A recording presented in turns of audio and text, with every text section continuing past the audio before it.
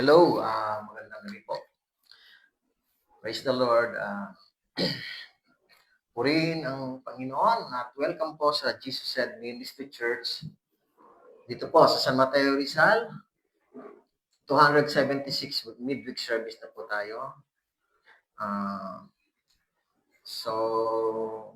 Announcement, every Sunday po, patuloy po sa pag-aaral sa Book of Luke. Series po tayo, hindi po tayo series na monthly lang or quarterly, kundi series po hanggang matapos po ulit ito, hanggang sa dumating po sa Book of Revelation. Diretso po ulit ito. So ngayon, our study ay last two chapters. Book of Deuteronomy 33, verse 1 to 19. Okay? So, medyo sira lang po yung LCD namin. Baka yung connection lang, yung cord. Kaya hindi ho natin makikita. Pero, invitahin ko po kayo na open your Bible sa Book of Deuteronomy 33 verse 1 to 29.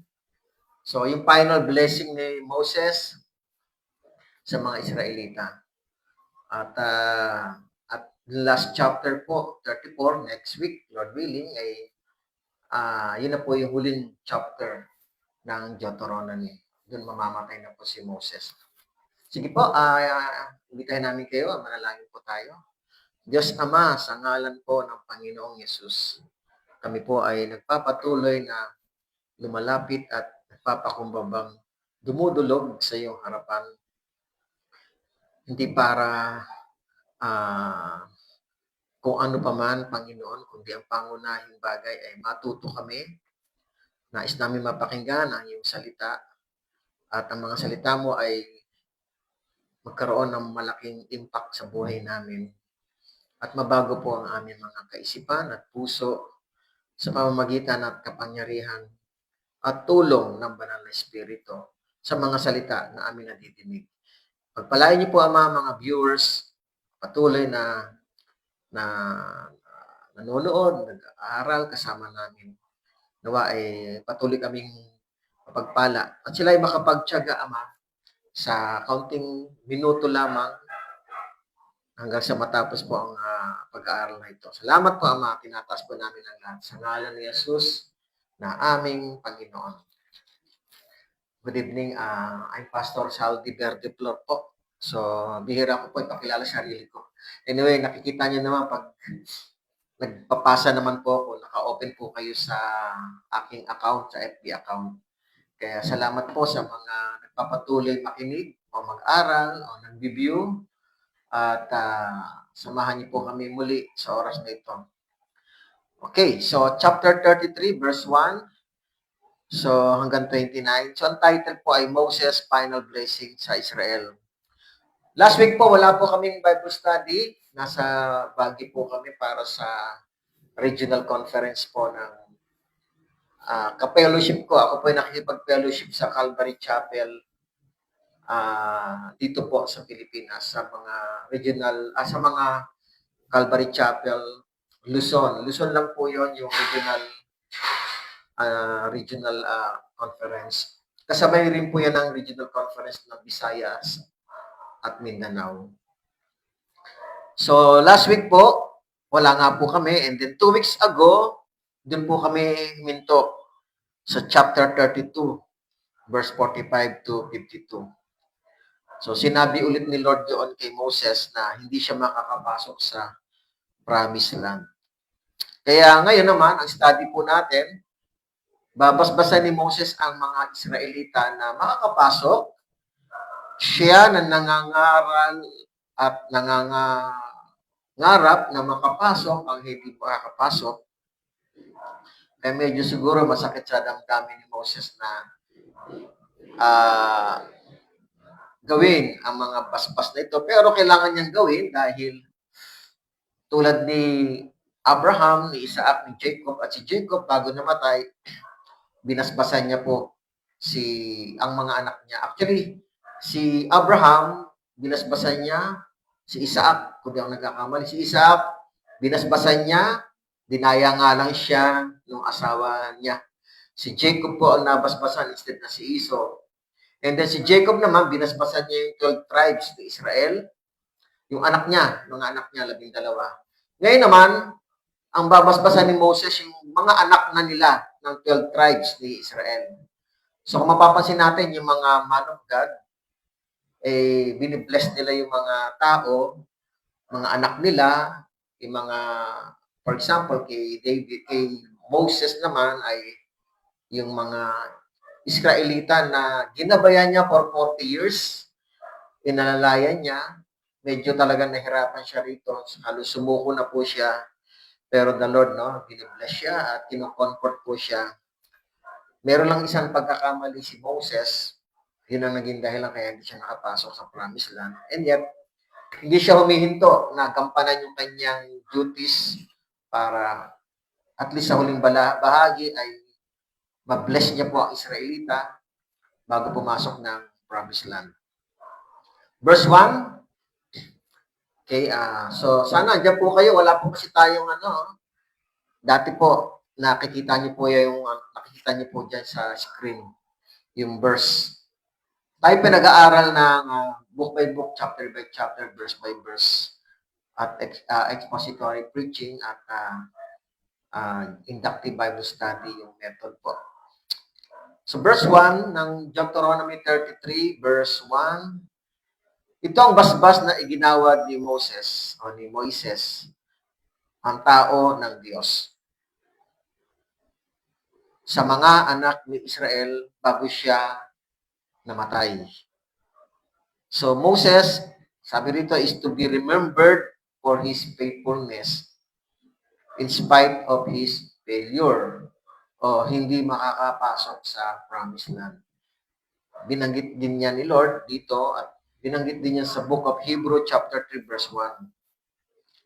So sabi rito, no, binabasbasan niya ang description ng Bible sa kanya is tao ng Diyos, man of God. So dito mga kapatid na meron pong, bago po tayo matapos ang kwento ni Moses, meron pong 4. The scriptures describe him in 4 description kay Moses. Binanggit na nga rito, man of God, dito sa verse na ito. And then, si Moses din ay sinabihan din siya ng Lord, servant of God, sa harap ni Miriam, sa harap ni Aaron. At ang description niya, third ay si Moses ay friend of God. Exodus 33 verse 11, nasabi, nakikipag-usap siya ng harap-harapan na parang kaibigan. And then Bilang chapter 12 verse 8, ganun din, na nakikipag-usap ang Lord kay Moses. Ika-4, the Lord called him also a prophet of God. Deuteronomy 18 verse 15 to 19. So 4, hindi ko lang alam kung meron pa kayong alam na tinataguri na o kaya ipinapangalan o ina-address kay Moses. So si Moses meron pong for description sa pagkakaunawa ko po. Man of God, servant of God, friend of God, and prophet of God. Okay. According sa beginning ito sa Exodus hanggang dito sa book of Deuteronomy. So babasbasan niya. Okay, so verse 2, at kanya sinabi sa mga Israelita, ang Panginoon ay nanggaling sa Sinai o Sinai at lumitaw sa Seir patungo sa kanila. Siya'y lumiwanag mula sa bundok ng Paran. Actually, hindi lang po namin may pa-plus, yung mapa po nito mga kapatid. Yung Seir, andito po yung Seir,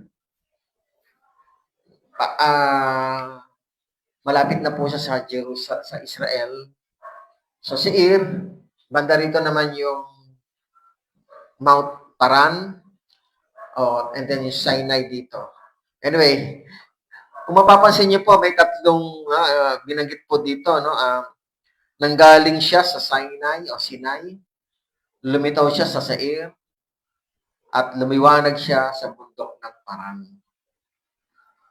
So yung sinasabi ni Moses. At siya'y may kasamang laksa-laksang mga banal. Sabi rito ni Moses sa verse 2. Sa kanyang kanang kamay ay ang kanyang sariling hukbo.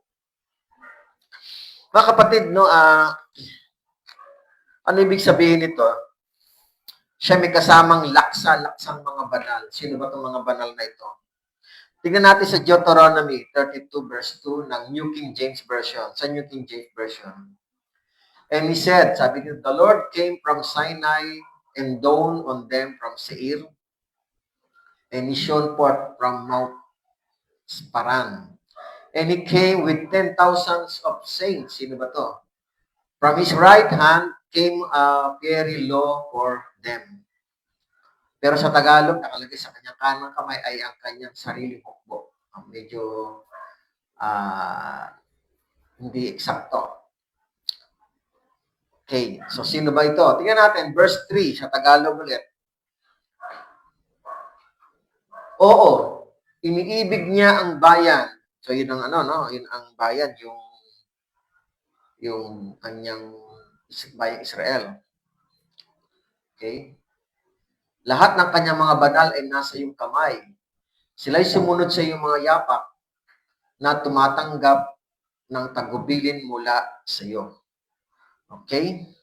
So dito, una sa verse 2, yung laksa-laksa o 10,000, sabi doon na saints is Lord of hosts, yun po yung mga angel.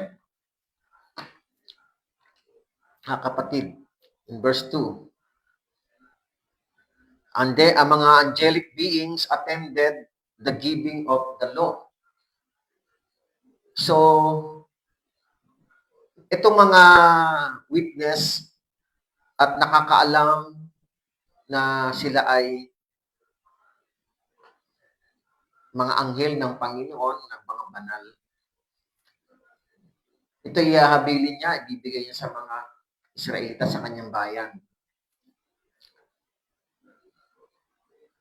Kaya nga sabi dito sa verse 3, oo, inibig niyang bayan, lahat ng kanyang mga banal ay nasa iyong kamay. Sila'y sumunod sa iyong mga yapak na tumatanggap ng tagubilin. Verse 4, yung tagubilin, your words, mga kapatid, mga salita. Verse 4, si Moses ay nagpatas sa atin ng isang kautusan, isang pamana para sa kapulungan ni Jacob. Okay. So dito mga kapatid, ang tagubilin na ito ay ang kautusan, yung batas. Isang pamana para sa mga Israel. Na Israel lang mga kapatid. God chosen Israel alone to receive His instruction. In New Testament mga kapatid, Israel lang po ang lahi na tumanggap ng tagubilin o batas na kautusan ay pinamana sa kapulungan ni Jacob. Kaya mga kapatid, kung titignan natin, verse 1 or verse 2 to 4, ang kautusan mga kapatid ay dumating sa Seir at sa Sinai, ibinigay ito ng Panginoon. Kapag binasa niyo po yung Exodus, beginning chapter 20 hanggang Exodus chapter 31, binigay ang 10 utos at ibinigay pang ibang mga kautusan. 40 days, 40 nights, si Moses ay nasa Mount Sinai. Doon sa chapter 20 and then chapter 21, paki-review na lang po. More or less, akyat manaog si Moses sa Sinai. Pero tumagal po siya doon hanggang chapter 31 ng Exodus para tapusin yung mga kautusan. Hindi lang 10 utos. Kasi kung 10 utos lang, mabilis lang yon para nagtagal po siya ng 40 days and 40 nights. Wala po siyang kinain. So, ang pinaka ano dito ng mga commentary, yung ibang utos ay dito sinabi ng Panginoon. Maaring yung 613 laws ay dito nabanggit. Pero, pagbaba ni Moses in Exodus chapter 32, dalawa ang dala niyang tablets, andun yung 10 utos, yung pinakapangunahing utos. So ngayon, binabanggit po dito ni Moses na nung dumating ang utos, naroon, witness po yung laksa-laksa, mga banal, mga heavenly hosts o heavenly being. Ito po yung mga angelic heavenly being ng Panginoon. Marami po. So mamaya tutuloy lang po natin yan. Now, verse 5, Deuteronomy 33, verse 5, nagkaroon ng hari sa Jeshurun. Jeshurun. Sa Tagalog, Jeshurun.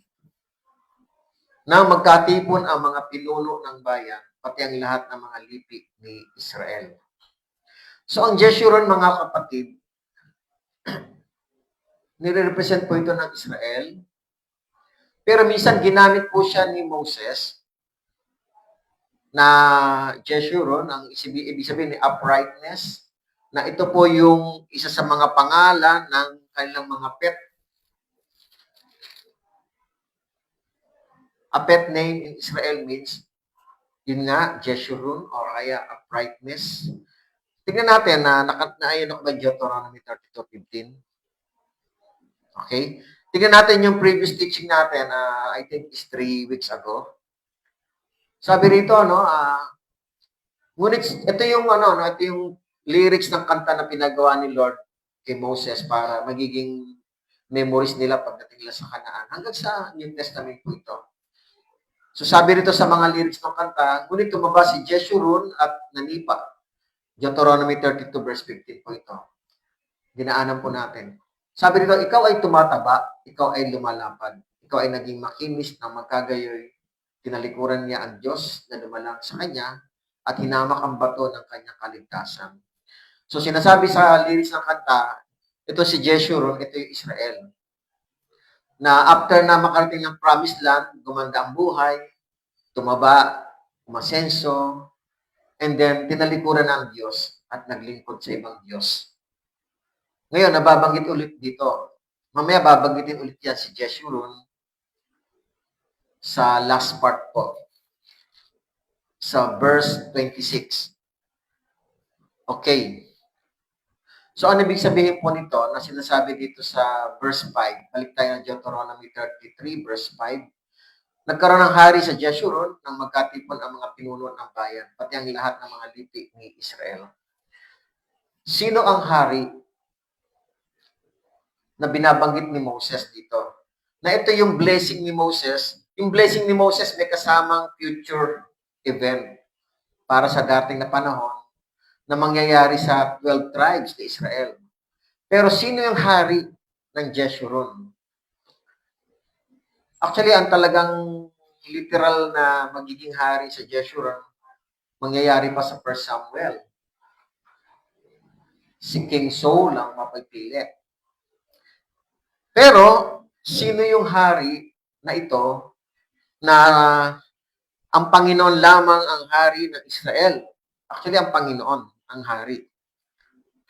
Siya talaga ang hari dito na meron siyang batas na binibigay para mag-rule over the Israelites. So, tingnan natin yung 1 Samuel 8:6-7, yung binabanggit kung sino yung hari. Nang ang mga Israelita ay nainggit sa ibang bayan na may mga hari, nagreklamo sila kay Samuel na humihingi ng hari kay Samuel. Ayaw na nila yung si Samuel na mamahala bilang prophets kasi yung mga anak ni Samuel po ay lumiliko, nababayaran yung hustisya sa kanila. So walang papalit na matuwid na propeta kay Samuel. So after ni Samuel, mga kapatid, ayaw na nilang mamahala yung anak. So, nagreklamo yung mga Israelita. So, ano ang sinasabi ng mga Israelita? Tingnan natin, 1 Samuel 8:6-7. Sabi rito sa verse 6, Samuel 8, verse 6, Ngunit hindi minabuti ni Samuel ng kanilang sabihin, bigyan mo kami ng isang hari upang mamahala sa amin. At si Samuel ay nanalangin sa Panginoon. Okay, verse 7, Samuel 8, verse 7. Sinabi ng Panginoon kay Samuel, pakinggan mo ang tinig ng bayan sa lahat ng kanilang sinasabi sa iyo, sapagkat hindi ikaw ang kanilang itinakwil, kundi itinakwil nila ako bilang hari nila. So dito, ang sinasabi ni Moses, nagkaroon ng hari sa Jeshurun, mga kapatid. Una-una, ang hari dito ay ang Diyos. At ang literal o yung tinatawag na magiging hari na talagang galing sa tao o sa lahi ay magsisimula pa lamang kay Saul. Kay Saul. Kaya ang hari dito ay si Lord. Ang Panginoon na naghahari at binigyan niya ng kautusan ang mga Israelita para itong kautusan na ito ay para maghari, masunod para sa mga Israelita, para sa kanilang kabubuti. So ngayon, verse 6 hanggang verse 25, ito na po yung basbas ni Moses para sa lahi o sa mga anak ni Israel, sa mga naging anak. Verse 6, sabi rito, mabuhay nawa ang Ruben. So ito yung eldest, firstborn. At huwag mamatay, kahit kaunti man ang kanyang mga tao. So sabi sa verse 6, sa Deuteronomy 33 verse 6, mabuhay nawa ang Ruben o yung mga anak ni Ruben. Panganay ito ni Jacob, panganay ni Israel. At huwag mamatay. Ano ibig sabihin kaya ni Moses? Kahit kaunti man ang kanyang mga tao. Okay, mga kapatid, ang pamilya o yung mga anak ni Ruben, masasabi natin maliwanag naman yung sinabi ni Moses na hindi dumami, kaunti. So, tignan natin yung past history nung nagkaroon ng census. Noong 2 months and 2 years, 2 months and 2 years after na sila makalabas ng Egypt, nagkaroon ng first census in Book of Numbers chapter 1, nabilang yung mga 20 years old and above, men na ready to fight in the battle, mga kapatid. Ang nabilang na lalaki kay Ruben ay 46,500 na tao na mga kalalakihan. At nagkaroon ulit ng census sa Aklat ng Bilang on Book of Numbers chapter 26, more or less after 38 years. After 38 years. Nabawasan ang lahi ni Ruben. Naging 43,730. Marami pa rin ito. They are ready to fight. Na census yan. Para pagdating ng future, nasa makukubkob ng Kanaan, merong mga soldiers na pwedeng lumaban. Actually, okay naman sila. Sabi nga ng in Book of Joshua, tumulong sila eh. Yung half of Manasseh, tribe of Reuben, and tribe of Gad. Sila po kasi nagmana doon sa area ng Moab. Yung lugar na sinakop nila yung mga lugar ni King Og of Bashan. Sila ang kumuha noon. Doon yun sa kabila ng Jordan River. Actually, hindi na sila kumuha ng property. Kalahati lang ni Manasseh, kumuha sila ng property doon sa loob ng Kanaan. Pero itong Gad at si Reuben, wala na. Pero sinasabi ni Moses, kaunti sila. So, hindi natin alam kung ano ibig sabihin ng kumaunti sila. Kaya sabi, huwag sana silang mamatay. Kasi pagdating ng Kanaan, mga kapatid, pwedeng mapalaban sila sa mga labanan, pwedeng magkaroon ng battle, mabawasan yung lahi nila. Pero maliwanag ang sinasabi ni Moses dito. Mababawasan sila, kakaunti sila. Uunti, ibig sabihin. So sana wag mawala ang lahi ni Ruben. Yun ang kanya. Yun ang parang hula ni Moses sa mga lahi ni Ruben. Verse 7. Ano?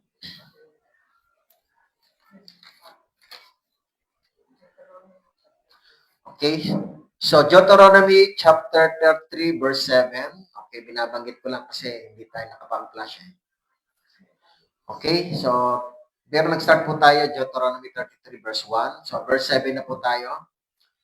At ito ang sinabi niya tungkol sa Judah. Ito yung ikalawang tribe na babasbasan ni Moses. Ang sabi niya sa Judah, dinggin mo, O Panginoon, ang tinig ng Judah, at dalin mo siya sa kanyang bayan. Sa pamamagitan ng iyong mga kamay ay ipaglaban siya at maging katulong laban sa kanyang mga kaaway. So, ang prayer po, ang basbas ni Moses sa lahi ni Judah, ay dinggin ng Panginoon ang tinig ng Judah. Ang tinig ng Judah ay dinggin ng Panginoon sa kamay, sa pamamagitan ng iyong mga kamay ay ipaglaban siya at maging katulong daw ang Diyos laban sa mga kaaway. Mga kapatid, ang lahi ni Judah ay kilala sa mga warriors like Caleb. Si Caleb in Deuteronomy 1 verse 36 and Book of Numbers 14:24, nakita ni Lord yung spirito ni Caleb that Caleb is a brave man, warrior, may malakas ang pananampalataya sa Diyos. At alam din natin na si David ay galing sa lahi ni Judah, lahi rin ni Caleb. Mga warriors, mga kapatid ito. Kaya nga sabi dito, tandaan nyo, dinggin daw ng Panginoon ang tinig ng Judah. And at the same time, sanggaling si Mary, sanggaling si Joseph na mga naging foster parent ni Jesus. Sila po ay galing sa lahi ni Judah. Kaya nga mga kapatid, ang Judah ay pinakikinggan ng Diyos. In New Testament, sa panahon ngayon, ang root word ng Jewish ay galing sa Judah yan. Kaya na-address na po yung mga ibang lahi, galing kay Ruben, galing kay Jose, galing kay Gad, galing kay Benjamin. Na-address na po sila sa panahon ngayon ng mga Jewish people.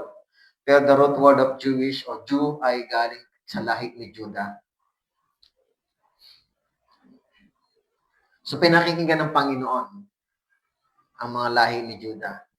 Yun ang prayer ni Moses. Verse 8, pangatlong babasbasan ni Moses, Deuteronomy 33 verse 8. At tungkol kay Levi ay kanyang sinabi, ang iyong tumim at ang iyong urim ay para sa inyong mga banal na inyong sinubok sa masa, nakipagtunggali ka sa kanya sa mga tubig ng Meribah. So sabi rito mga kapatid, ang iyong tumim at ang iyong urim. Ano ibig sabihin po nun? Ang mga high priest, meron tinatawag na breastplate. At ang urim at ang turim, yung nakalagay sa breastplate, yun po yun, na isusuot ito once na sila ay magkakaroon ng paghatol sa Israel. Actually, yung breastplate, meron 12 stone, nire-represent po yung 12 tribes ni Israel. Para sa mga high priest to judge fairly, para sa mga hahatulan ng mga pari, ng mga high priest. Ito'y gagawin pagdating sa mga sin offering sa loob po ng most holy place. Tingnan natin yung sinasabi sa Exodus 28 verse 30, yung gagawin ng mga priest. Exodus 28 verse 30, at ilalagay mo sa pectoral ng kahatulan ang urim at ang tumim. Sabihin, yung breastplate. Ilalagay doon yung urim at ang tumim. At ang mga iyon ay ilalagay sa tapat ng puso ni Aaron. Si Aaron po ang first high priest. Kapag siya pumapasok sa harapan ng Panginoon, sa tabernacle, kung tawagin ay most holy place sa tabernacle, at dadalhin palagi ni Aaron sa harapan ng Panginoon ang kahatulan ng mga anak ni Israel sa kanyang puso. So every time na gagawin yung ritual na sin offering, even burnt offering, suot po yun ng high priest. And then, ganoon din, no? Suot din ito nung pinili si Joshua bilang substitute ni Moses, Book of Numbers 27 to 21. Nung inordain po si Joshua, suot din po ito ng mga pari. Ang mga pari na manggagaling kay Levi at tinutukoy po dito sa verse Deuteronomy 33 verse 8, yung mga pari na magsusuot nun. Okay? Mga pari kay Levi. Sila hahatol ng patas na batay sa kanilang mga puso. Okay. So, verse 9, patuloy po, ito po ay verse 9, Deuteronomy 33 verse 9. Yung karagdagang blessing pa rin kay Levi sa mga anak ni Levi. Na siyang nagsabi, sabi rito, tungkol sa kanyang ama at ina, hindi ko siya nakita, hindi niya kinilala ang kanyang mga kapatid, ni kinilala niya ang kanyang sariling mga anak, sapagkat kanilang sinunod ang iyong salita at ginanap ang iyong tipan. So dito sa verse 9, Deuteronomy 33 verse 9, ito yung calling ng mga priest na sila po ay maglilingkod sa Panginoon, na hindi naman sila tatalikod sa mga magulang nila, pero syempre po, sila po ay maglilingkod, magiging laman na po sila ng templo in New Testament. And then, yun yung calling nila. And then verse 10 naman, tungkol pa rin kay Levi, Deuteronomy 33 verse 10, ituturo nila ang iyong batas kay Jacob. Ang role po ng mga pari. Ituturo nila ang iyong batas kay Jacob sa Israel po at ang iyong mga kautusan sa Israel. Sila ay maglalagay ng insenso sa harapan mo at ng buong handog na sinusunod sa ibabaw ng iyong dambana. So, hindi lang po sila tinawag, hindi lang po sila nire-represent sa templo or sa tabernacle to judge doon sa mga Israelites na nag-offer ng sin offering. So, ang role po, ang duties din ng mga pari ay to preach the law of Moses para sa Israel. Ang kautusan, ang batas, ituturo din nila. In New Testament, mga kapatid, kung papapansin natin in New Testament, sa templo, doon lang ginagawa exclusively yung ritual offering ng sin offering, burnt offering. Pagdating sa batas, sa pag-aaral ng kautusan, ginagawa na sa synagogue. At sa synagogue, mga kapatid, priest po ang pinakamataas na position na pwede magturo. Pero pag binasa niyo po yung gospel, beginning do sa gospel, even ni Luke, John, hanggang sa Book of Acts, hanggang sa mga epistle ni Pablo,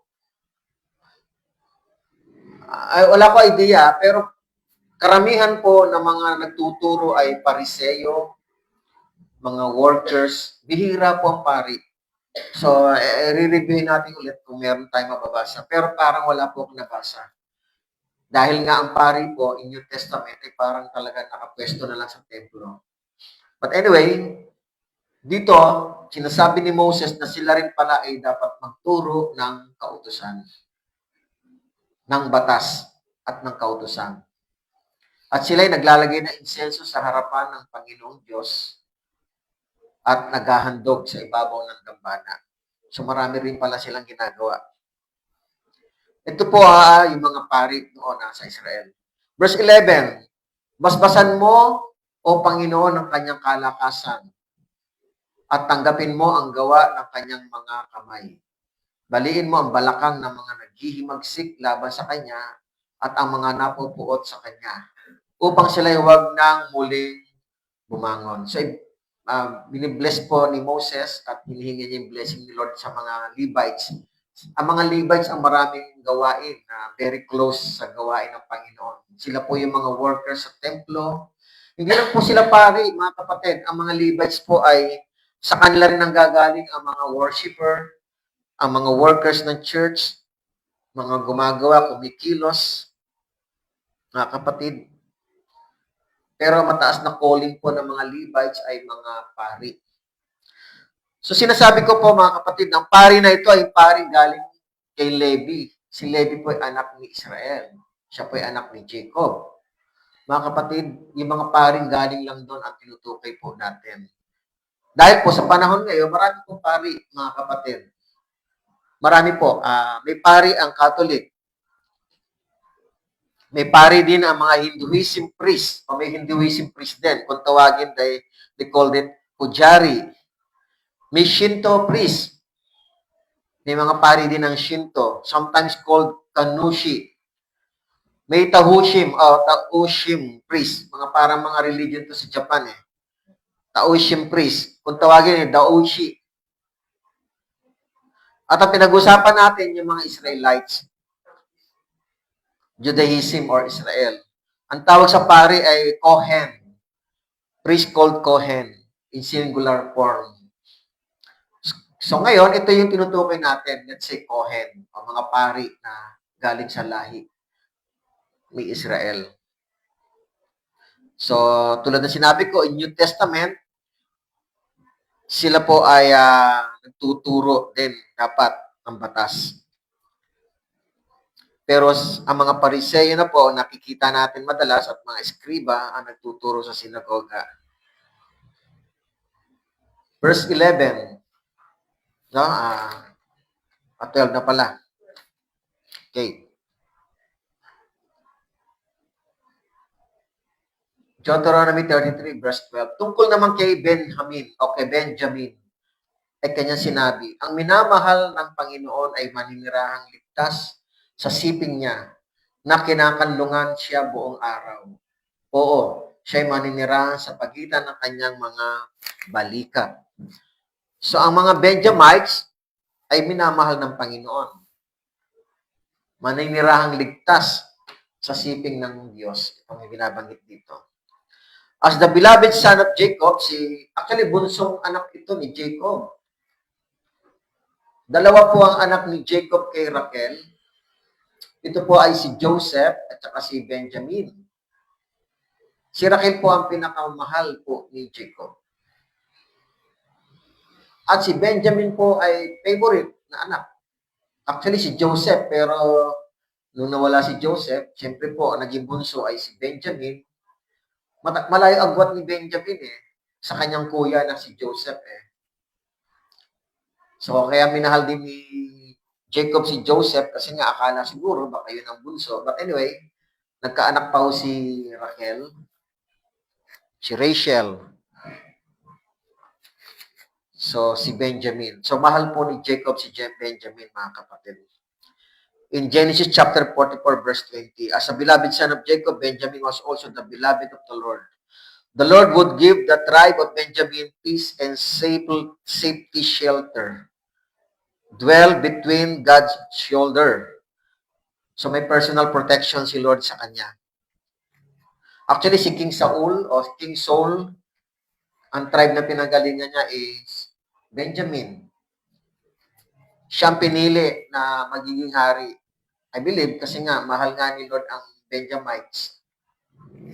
So, maaring doon nga galing at doon pinili ang unang hari ng Israel na si King Saul. Verse 13, tungkol naman kay Jose. Kay Jose, ang basbas niya ay para sa dalawang anak niya, si Ephraim at si Manasseh. So, dalawa po yung portion ng inheritance po ni Jose. Verse 13, Deuteronomy 33, verse 13. At tungkol kay Jose ay kanyang sinabi, pagpalain nawa ang Panginoon ang kanyang lupain sa pinakamabuti mula sa langit, sa hamog at sa kalaliman ng nasa ilalim. Verse 14. At sa pinakamabuti sa mga bunga ng araw, at sa mga pinakamabuting bunga ng mga buwan. Verse 15. At sa pinakamagandang bunga ng matandang bundok, at sa mga pinakamabuti sa mga burol na walang hanggan. Verse 16. At sa pinakamabuti sa lupa, at sa lahat ng naroroon, at ang kanyang mabuting kalooban na naninirahan sa mababang punong kahoy. Dumating nawa ito sa ulo ni Jose, at sa tuktok ng ulo niya na itinalaga sa kanyang mga kapatid. So, lahat po yon ay mabubuting pagpapala. Yung mga mabubuting blessing galing sa langit, even yung hamog, at sa kalaliman ng nasa ilalim, even yung mabuting bunga ng mga pananim, bunga ng buwan, bunga ng araw, kung ano yung mga prutas na nagkakaroon ng bunga everyday. Kung meron mang ganong puno na may bunga everyday, so pagpapalain na pinagpapala ni Moses para kay kay Joseph. Even yung mga buwanan ng monthly na fruits, na bearing fruits na nagmumunga every month. So, tinataas ni Moses na pagpalain ang mga anak ni Jose. At sa pinakamagandang bunga ng matandang bundok, even yung bundok ng pinakamatandang bundok noon. At sa mga pinakabuti sa mga burol na walang hanggan. So, lahat ng lupa, mataas, bundok, bali, burol, mababa, malalim, lahat ng bunga, bumubunga ng araw-araw at bumubunga man ng monthly ay gusto i-bless ni Moses para sa mga anak ni Joseph.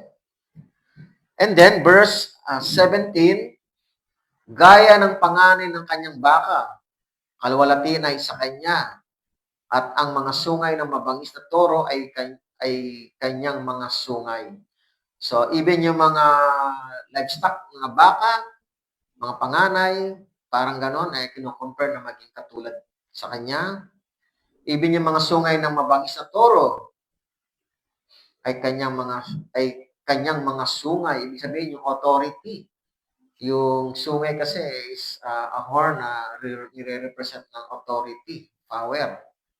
Sa pamagitan naman ngayon, itutulak niya ang mga bayan hanggang sa mga hangganan ng lupa. Ibig sabihin, even the time of battle, kaya niyang itulak ang mga tao o kalaban hanggang sa mga hangganan ng lupa. At sila, ang 10,000 ni Ephraim, ito nga po yung panganay, at sila ang 1,000 ni Manasseh. So, lahat ng mga anak ni Ephraim at ni Manasseh na 1,000 na galing kay Joseph, ay binabasbasan ni Moses na pagpalain ang lupain na nasasakop na sila ang... Actually, sila po yung pinakamaraming lupain na nasakop. Si Manasseh lang, meron tinatawag na meron siyang minana sa kabila ng ilog Jordan at meron din siyang minana sa loob ng Kanaan. Sa Bible, may nakalagay po doon sa Bible na kung tawagin ay western part at saka eastern part ng lupain na okay. Kay Manasseh, sa loob ng Kanaan, ang kanyang minana ay malaking lupain. Ito po ay yung tinatawag na kanlurang bahagi. So, western part. And then may eastern part din sa kabila ng Jordan River na katapat noon. Na lugar ng Ramot, yan yun. Malaki.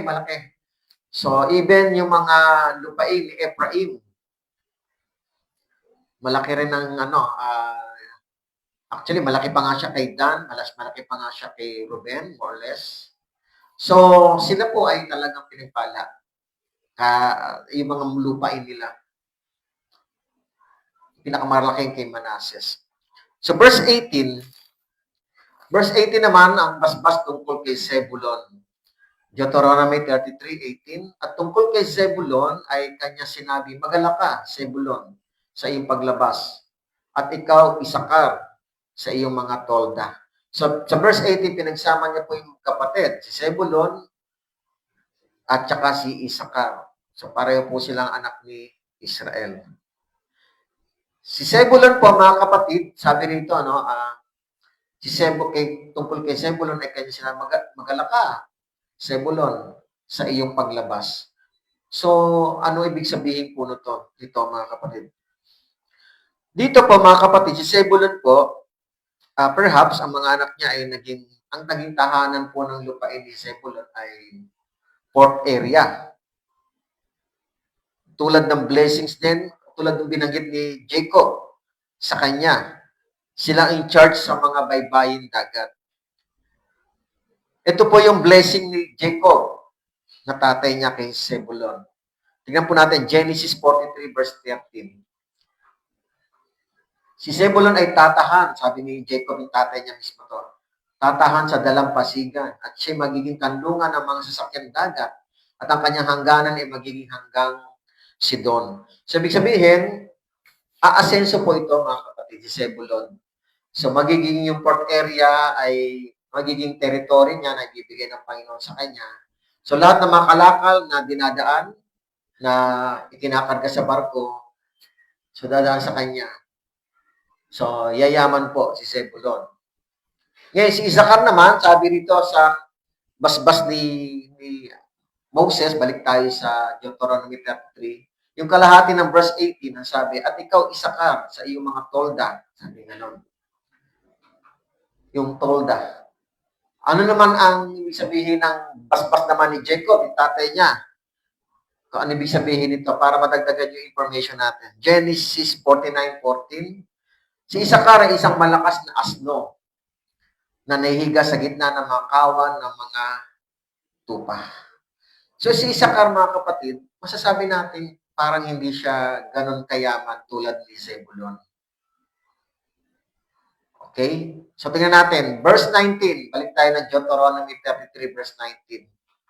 Ito yung dinidescribe ng blessing ng dalawa, galing naman kay Moses. Sabi niya, kanilang tatawagin ang mga bayan sa bundok. Maghahandog sila ng mga matuwid na alay, sapagkat kailang sisipsipin ang mga kasaganaan ng mga dagat. Ito nga kay Zebulon. At ang natatagong kayamanan sa buhanginan. And I believe ito nga kay Isakar. Okay? Pero si Isakar po, mga kapatid, pag binasa niyo po yung iba pang mga hula naman ng kanyang tatay na si Jacob, ay magiging alipin po siya. Pero siguro may certain period of time lang. Pero dito, sinasabi ni Moses, yayaman din naman. At sila ay maghahandog ng matuwid na alay sa Diyos. Itong si Zebulon at si Isakar. Parang meron silang partnership siguro dito, kaya yun ang pinagsama ni Moses na parehong sandupain ng kanilang mga business. Si isa sa dagat, sa dalampasigan, dahil yung mga taxes, yung mga kalakal, dadaan sa lupain na sakop ni Zebulon. At si Isakar naman, yung mga kayamanan ng lupa. Anyway, sige po, verse 20. Basbas naman ni Moses kay God, G-A-D, sa anak ni Jacob na si God. Itong sinabi, pagpalain ang nagpalaki kay God. G-A-D po ito, anak ni Israel. Siya'y mabubuhay na parang isang leon. Kung sinabing mabubuhay na parang isang leon, may authority, may courage, may very brave personality meron ang mga lahi ni God. At lalapain ang bisig at ang bao ng ulo. Sabi rito, verse 20. So, ang picture ni God ay matapang na leon, ready for the battle, and then victorious lion. Sabi nga niya, mabubuhay na parang isang lalapain ang bisig at ang bao ng ulo. Sabihin, very strong. Verse 21, kanyang pinili ang pinakamabuti sa lupain para sa kanya, sapagkat doon nakatago ang bahagi ng isang pinuno. So, ang mamamana niyang lupain ay pinili niya raw na masasabi raw dito ay mabuting lupain para sa kanya. Dahil nakatago ang bahagi ng isang pinuno daw doon sa lupain na yon. At siya dumating sa mga pinuno ng bayan, kanyang sinagawa ang katuwiran ng Panginoon at ang kanyang mga batas sa Israel. So, ibig sabihin, kung titingnan natin ito, sa mga anak ng Israel, maaring ang mga lahi ni God ang sumunod sa mga batas ng Panginoon, na matuwid na pagsunod sa batas ng Panginoon. So, ibig sabihin, may mga ibang lahi man silang madadatnan doon sa Kanaan, pero lalawak po yung batas ng Panginoon doon. Masusunod. Matuwid na masusunod ang batas ng Panginoon sa mga anak ni Dan. Ibig sabihin, tutuparin. Isasagawa. So, magandang record ng mga anak ni God. Okay?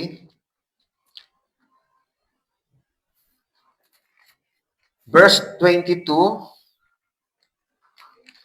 By the way, si God nga pala, no, yung sinabi ko kanina, si God, G-A-D, kasama siya ni Ruben na nagmana ng lupain. Ang namanan lang lupain, mga kapatid, ay pinili nga nila napili. Sabi nga ni Moses, maganda yung napili.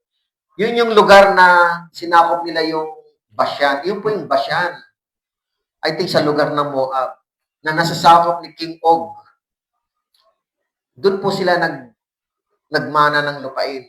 Wala pa sa loob ng Kanaan. So, ang nasa labas ng Kanaan, ang nagmana po ay 3 tribes. Pero kay Manasseh, kalahati lang. Pero buo na po yung kay Ruben at buo na po yung kay Gad. So, itong dalawang ito ay magkatabi sa labas ng Kanaan.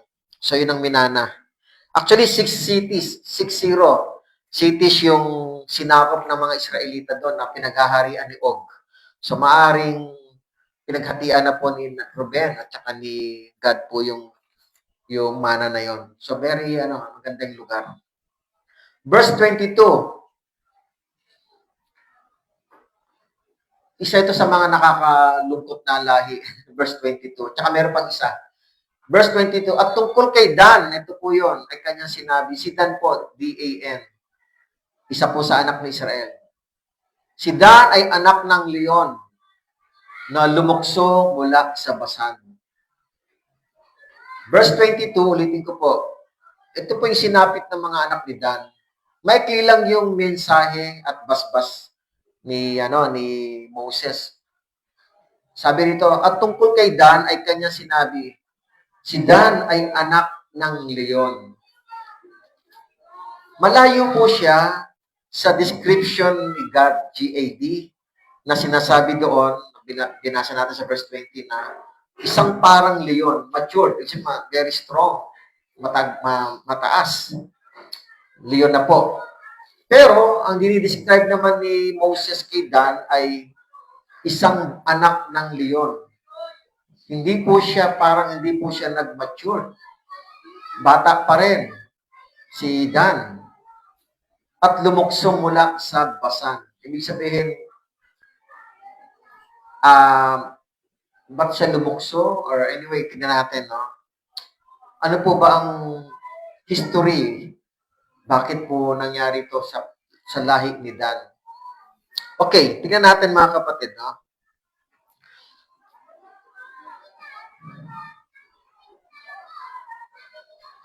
So si Dan po mga kapatid, sabi nga ni Moses ay anak ng leon.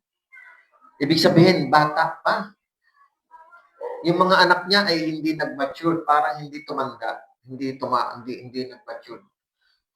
So masabi natin may lack of faith, lack of maturity, hindi katulad ni God na very strong na, layo na kagad ang description ni Moses kay God. Pero si Dan, mga kapatid, ay anak lang ng leon. Okay, tingnan natin yung short history ni Dan at mga anak niya. In Joshua chapter 19, verse 40 to 48, ipinamana po, mga kapatid, ni Joshua yung mga properties, yung mga inheritance lang pinangako ng Diyos. So after nun, actually sa chapter 13 pa lang ng Joshua, binanggit na doon na napakarami pang bayan ang hindi nasakop. Pero sabi ng Panginoon, matanda na si Joshua. Ipamahagi niya na. At ang in-charge na lang po para sakupin yung iba pang bayan na hindi sinakop ay kanya-kanyang tribes na. Dahil tumanda na si Joshua. Actually, 31 kings ang nasakop led by Joshua. Pero sa edad na yon, tumanda na siya, nasabihan siya ng Panginoon, i-distribute na yung lupa in Joshua chapter 13. Ngayon, na-distribute yung lupa in Joshua chapter 19 na ibigay na po yung para kay Dan. Okay, so ito nangyari. Pero, pagdating ng Book of Judges, tingnan natin, 18 verse 1 to 2, Actually, buong Judges to, buong Book of Judges, chapter 18. Pero yung verse 1 and 2, ang sabi po dito, ng mga araw na iyon ay walang hari sa Israel. So wala na si Moses, wala na si Joshua, patay na po. In Hukom, Judges chapter 18 po ito, verse 1. At ng panahong iyon ay humahanap ang lipit ng mga Danita, ibig sabihin Danita, mga anak ni Dan, mga Danites. Danites nga ba? Anyway. English. Mga Danita na lang, Tagalog. Na isang lupain. Ibig sabihin, humahanap ang lipi ng mga Danita ng isang lupaing matitirahan sapagkat hanggang sa araw na iyon ay wala pang lupain mula sa mga lipi ng Israel ang naibigay sa kanila. Actually, naibigay na. Joshua chapter 19 verse 40 to 48, naibigay na yon. Pero bakit nawala sila doon? And then between Joshua 19 hanggang Book of Judges chapter 18, 25 years ang pagitan. In 25 years, wala po silang nakuhang mana, itong anak ni Dan. And then verse 2, tingnan natin, Book of chapter 18, verse 2, dagdag lang natin. Kaya't ang mga anak ni Dan ay nagsugo ng 5 lalaki mula sa kabuang bilang na kailang angkan, mula sa Sora at sa Estaol, upang tiktikan ng lupain at galugarin, at sinabi na sa kanila, kayo humayo at inyong siyasanin ang lupain. At siya pumunta sa lupaing maburol ng Ephraim sa bahay ni Mikaiyas at tumuloy roon. Sa bahay ni Mikaiyas at tumuloy roon.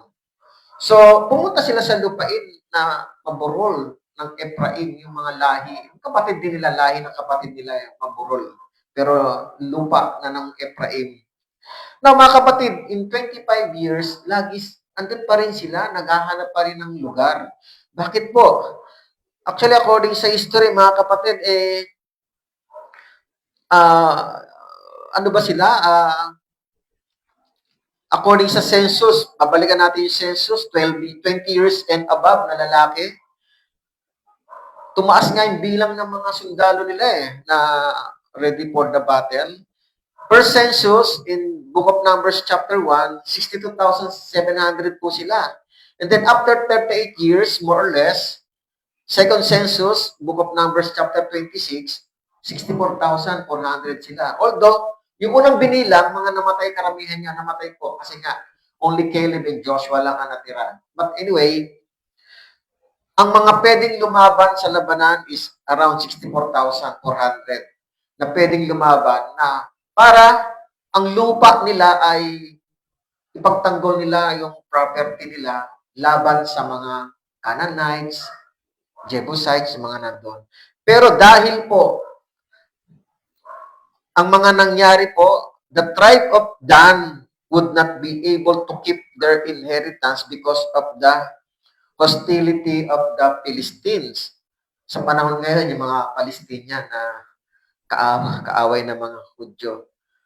And then hostility of the Amorites.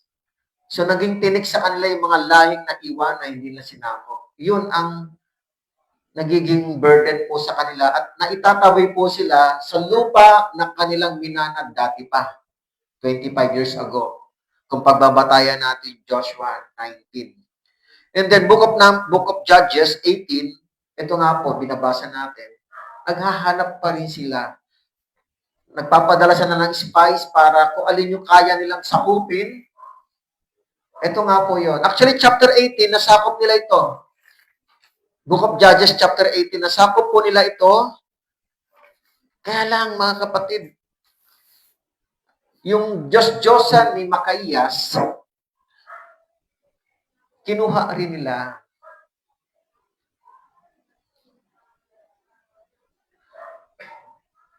So, sila po, itong mga pamilya, lahi ni Dan, umasa sila kay Joshua nung nabubuhay pa. Pero nung sarili na nila, wala na si Joshua, sarili na nila dapat kailangan sila na mismo ang makipaglaban against their enemies para proteksyonan yung land na kanilang tinanggap na bilang inheritance. So wala na si Joshua. Kaya ano nangyari? Pinabayaan nila. Kulang sila sa pananampalataya sa mga pinangako ng Panginoon. Ngayon, kaya ang sabi ni Moses dito sa mga lahi ni Dan, sabi rito, si Dan ay anak ng leon. Bakit po sinabi ni Moses ito na hindi siya naging leon, naging anak lang? Parang immature, mga kapatid. Ano ibig sabihin? Ano ang description ni Job sa batang leon? Kapag batang leon, ano ang description ni Job? Tingnan natin yung Job chapter 4 verse 11. Sabi rito ni Job, ang malakas na leon ay namamatay dahil walang nasisila at ang mga anak ng inahing leon ay nagkalat. Siyempre po, kapag wala pong makakain ang nanay ng mga batang leon, namamatay. At ang mga anak ng leon ay kakalat. Alam niyo po mga kapatid, si Joshua po, there is no explicitly word, verse or verses from the Bible na hindi siya lion of God or whatever. But yung katapangan po ni Joshua in Joshua chapter 1 verse 9, nire-represent po the picture of Joshua is like a lion with courage and a brave man and warrior. Yun ang nire-represent ng lion, matapang. May authority, may kapangyarihan. Written in Joshua chapter 1 verse 9. But not yet, hindi binanggit yung salitang lion, but yung kanyang kalakasan. So perhaps, ang mga Danita, mga anak ni Dan, ay umasa sa leon kay Joshua. Dahil si Joshua po ang nagtrabaho para i-conquer at yung 31 kings and 31 tribes na nalahi ng mga ito ay ipinamigay po para sa mga anak ni Israel. Si Joshua po ang nagtrabaho. But the rest, ipinapaubaya na po para sa iba. Kaya lang, hindi po kumilos ang mga Danita, ang mga anak ni Dan. Hindi po sila kumilos. Kaya nga tingin ni Moses para silang mga anak lang ng leon. Na parang napabayaan, nagkalat. Ano evaluation to ni David? According kay David naman, awit chapter 34 verse 10 to 11, sabi ni David, yung description niya sa lion, ang mga batang leon ay nagkukulang at nagugutom. Siyempre po, sabi nga ni Job, kapag namatay po yung nanay, kakalat na po yung mga anak. So nagkukulang at magugutom ang batang leon. Ngunit, sabi rito sa awit 34:10, ngunit silang humahanap sa Panginoon sa mabuting bagay ay hindi nagsasalat. Halik kayo mga anak, pakinggan ninyo ako, sabi ni David, awit 34 verse 11. Ang takot sa Panginoon ay tuturo ko sa inyo. Halik kayo mga anak, pakinggan ninyo ako. Ang takot sa Panginoon ay tuturo ko sa inyo. Ito po ang naging problema ng mga Danita na anak ni Dan. Ano nangyari? Hindi nila hinahanap ang Panginoon. Sabi nga sa verse 10, di ba? Psalms 34 verse 10, sabi nga dito ni David, ang mga batang leon ay nagkukulang at nagugutom. Ngunit silang umahanap sa Panginoon sa mabuting bagay ay hindi nagsasalat, hindi pababayaan. At sabi sa verse 11, awit 34:11, ituturo daw ni David yung takot sa Panginoon. So ito talaga mga Danita, pasaway din mga kapatid. Kaya nga ito yung basbas ni Moses. Hindi sila lumalapit sa Panginoon. Hindi sila tinatawag ng Panginoon. Hindi sila nagtitiwala sa Panginoon. Umasa lang sila kay Joshua. At hindi rin sila natatakot sa Panginoon. Bakit po? In Judges chapter 18, pag binasa niyo po yung buo niyaan, nakapagmana po sila ng lupain after 25 years. Pero mga kapatid, kinuha nila yung Diyos-Diyosan ng bayang iyon, pati yung mga uniforme ng pari, pati yung Diyos-Diyosan rebulto ni Mikaiyas. And then, pag binasa niyo po yung Hukom, chapter 18, 30 to 31, sinamba nila yung Diyos-Diyosan na ipinagbabawal ng Diyos sa Israel na gawin. Kaya pala, nanliit sila sa basbas ni Moses. Sila'y lumukso mula sa basan. Ibig sabihin, yung basan, yung lahi o yung lugar na pag na pag-aari dati ni Og na nakuha na ni Gad at saka ni Ruben. So parang lumukso sila mula roon. Sabihin parang maganda na yung katayuan nila, parang lumipat pa sila sa mapangit na sitwasyon because of their hindi sila nanampalataya sa Panginoon. Ibang pananampalataya ang inadapt nila. Ibang Diyos ang pinuri nila. Diyos-Diyosan. Verse 23. Okay, malapit na po. At tungkol kay Nephtali, ay kanya sinabi, blessing naman to kay Nephtali. O Nephtali, na busog ng mabuting kalooban at puspos ng pagpapala ng Panginoon. Ang kinin mo ang kanluran at ang tingog. So, maganda ang basbas ng ni Moses dito kay Nephtali. Verse 24, at tungkol kay Aser ay kanyang sinabi. Kay Aser naman, pagpalain si Aser ng higit sa ibang mga anak. Sa ibang mga anak. Dan, Nephtali, Gad. Itangi nawa siya ng kanyang mga kapatid at ilubog ang kanyang paa sa langis. Verse 25, ang iyong mga halang ay magiging bakal at tanso. Kung paano ang iyong mga araw ay gayon nawa ang iyong lakas. So, yun ang sinasabi ng basbas ni Moses kay Aser at sa mga anak ni Aser. Actually, sa mga anak na po ito, wala na po yung mga magulang nila, yung anak, yung mismo si Aser, yung mismo si Dan, wala na po. Mga anak na po ito. Okay. So, verse 26, ito yung parang conclusion ni Moses. Walang gaya ng Diyos o Jeshurun. Again, ginagit si Jeshurun. Nire-represent po ng Israel.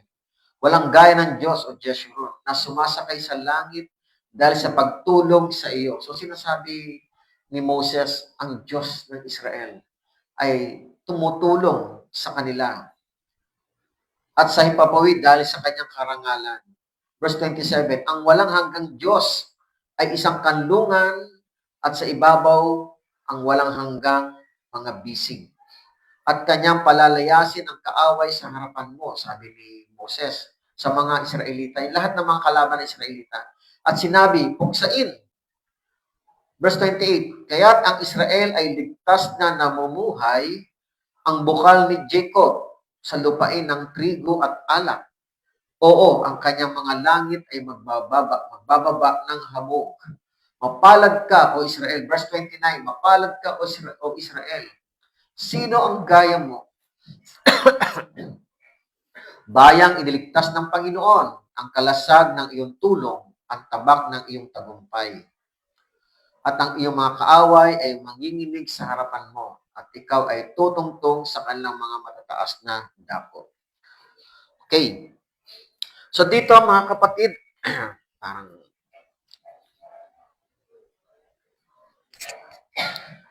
okay, so yun ang pinaka-last verse, 29. So beginning verse 25 o 26, pinakikita dito yung conclusion ni Moses. Yung tagumpay, yung privilege na tinatanggap, yung favor na tinatanggap ng Israel sa Panginoong Diyos.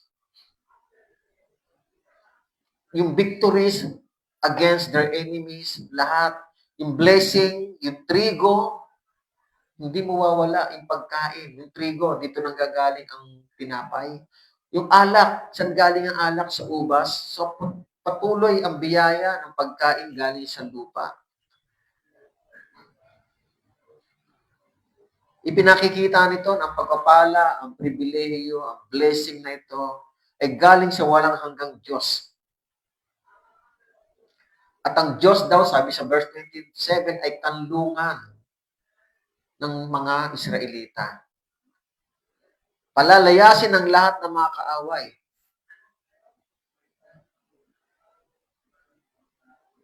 Ang kanyang mga langit ay magbababa ng hamog. Ibig sabihin, kahit magtagtuyo, mga kapatid, sa gabi ay bumababa ang hamog para magdilig sa mga halaman, prutas, mga puno o mga vegetable.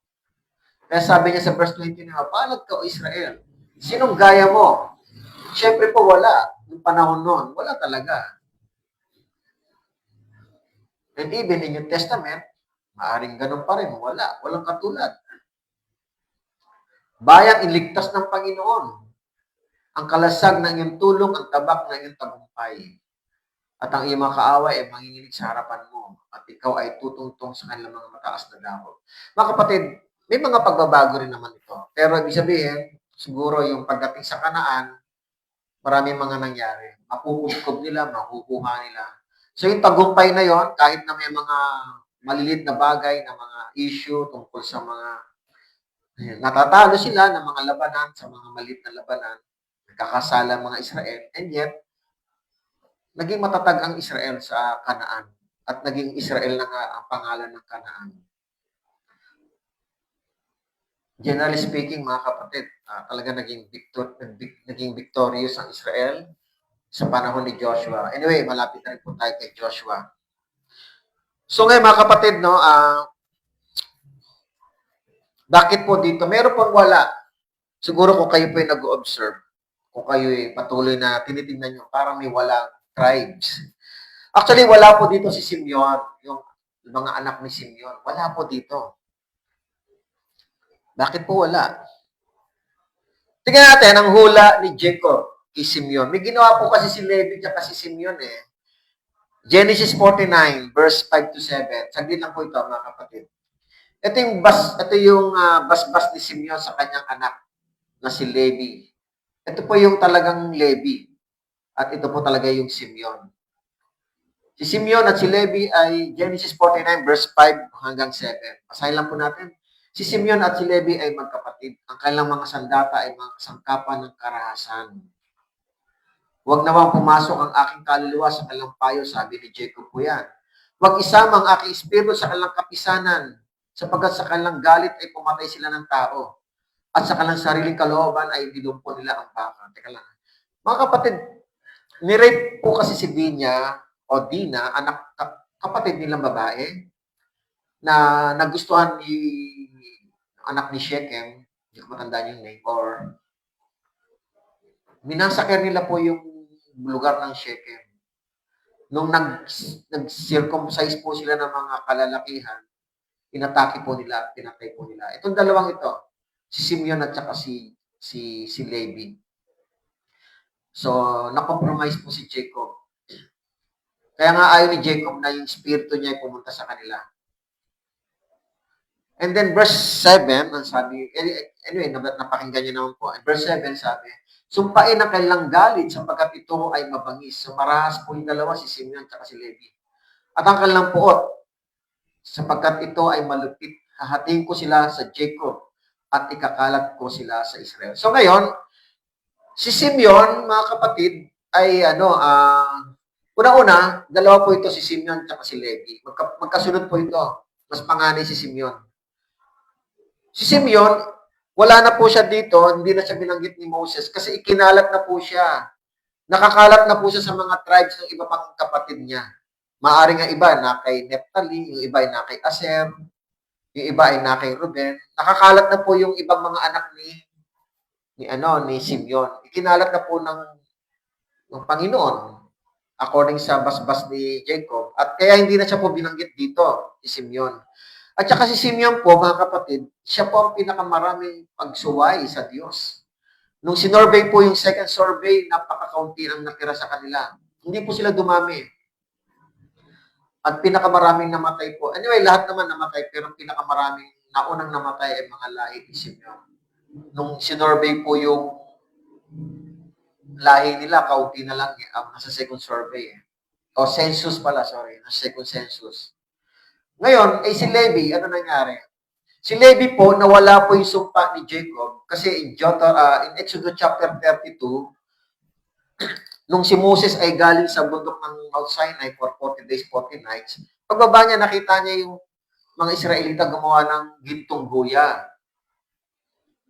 Ngayon, pati si Aaron ay sumunod, nakisamba. So, 3,000 po yung sumamba doon sa Diyos-Diyosa na yon. Ang mga Levites, yung mga anak ni Levi, galit. Kaya sabi ni Moses, binato niya po yung dalawang tablet, nabasag po yun. Sabi ni Moses, sino yung panig sa amin? Ang unang pumanig kay Moses, si Levi. yung mga anak ni Levi. Si Levi, mga anak ni Levi, pinatay po yung mga sumasamba sa Diyos-Diyosan. Siyempre, si Aaron hindi po naisali doon. Tinubos po ni Moses si Aaron doon. Papatayin din siya ng Panginoon, sabi ni Moses. Pero tinubos ni Moses. So the rest, 3,000 yung namatay. Yung mga Levites ang pumatay sa mga kapwa nila. Mga kapatid po nila yun eh. Because of yung sin na yun, gumawa sila ng Diyos-Diyosan. Ngayon, dahil doon, natubos po ni Levi at ng mga anak ni Levi yung kasalanan ng tatay nila nung nag-massacre sa Shechem. Actually, even yung mga firstborn na maglilingkod sa Diyos, tinubos na rin ng mga Levites. Natuwa ang Panginoon sa mga Levites. Kaya ngayon, naiwan na po si Simeon. Kaya yung sumpa na yun ni Jacob sa Genesis 49, exempted na si Levi. Wala na. May ginawang maganda si Levi. Pero si Simeon, natuloy po yung sumpa ni Jacob. Kumalat po yung mga lahi ni Simeon. Kaya wala po. Hindi po nabanggit dito. But anyway, napunta po yung ibang mga kapatid ni Simeon, anak ni Simeon sa iba't ibang kapatid niya na ipasama na. Ganun pa man, mga kapatid, ang pagpapala ng Israel ay pinakita ng Lord sa mga physical evidence na ito. But the spiritual evidence na dumating din ang kautusan sa kanila noon. Sila lang ang binigyan ng kautusan. At na-witness po ang kautusan, ang batas ay na-witness po ng mga anghel. 10,000s of angelic heavenly being ay present at those times para ibigay ang kautusan. Hindi man lang na nakikita to but ini-reveal po ni Moses. Nung ibinibigay yung nung ibinibigay yung kautusan sa kanila, maaaring hindi lang nakikita yung mga anghel but andon. Now, ano ang rito, mga kapatid? Yung blessing nila dito sa dinaan natin, chapter 33 verse 4. Basahin ko lang po dito mga kapatid, no? From verse 2 to 4, tumanggap sila ng pagpapala, yung pamana ng kautusan. Basahin ko lang yung verse 4 lang po. Binaanan po natin to. Si Moses ay nag-atas sa atin ng isang kautusan, isang pamana para sa kapulungan ni Jacob. Sabi ko nga kanina, yung privilege, yung favor na tinanggap nila sa Diyos ay very nakakamangha po, no? Very napakalaking blessing sa kanila.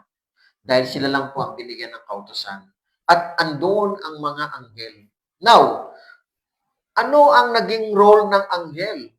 Ang anghel po ay binantayan yung kautusan mula dito hanggang pagtawid ng New Testament. Itong sabi po, mga kapatid, I think ito ang sabi to ni Lucas, na binabanggit, I think, ni Pedro. Sabi sa Gawa, chapter 7, verse 53, kayo ang tumanggap ng kautusan, no? Sabi, I think si Peter po yan. Ayon sa pangangasiwa ng mga anghel. So, ang anghel po ang naggagabay sa kautusan ng Diyos. Kaya hindi po ito napabayaan. Kahit na po mga tao na hindi po nakilala kung sino yung mga tao humawak nito, yet gabay po ng angels. At hindi ninyo ito tinupad, sabi dito. Kayo ang tumanggap ng kautusan ay sa pangangasiwa ng mga anghel at hindi ninyo ito tinupad. And then ano pa? Sabi sa Hebrew chapter 2 verse 2 to 3, sapagkat ko ang salita na ipinahayag sa pamamagitan ng mga anghel ay may bisa at ang bawat paglabag at pagsuway ay tumanggap ng kaukulang parusa, paano nga tayo makakatakas kung ating pababayaan ang ganitong kalaking kaligtasan? Ito ay pinahayag ng una sa pamamagitan ng Panginoon at pinatunayan sa atin ng mga nakarinig sa Kanya. So binabanggit, may ginawang anghel. Pakibalik na verse 2. Kung sapagkat ko ang salita na pinahayag sa pamamagitan ng mga anghel. So ang anghel po ang nagbabantay na tagapangasiwa ng kautusan.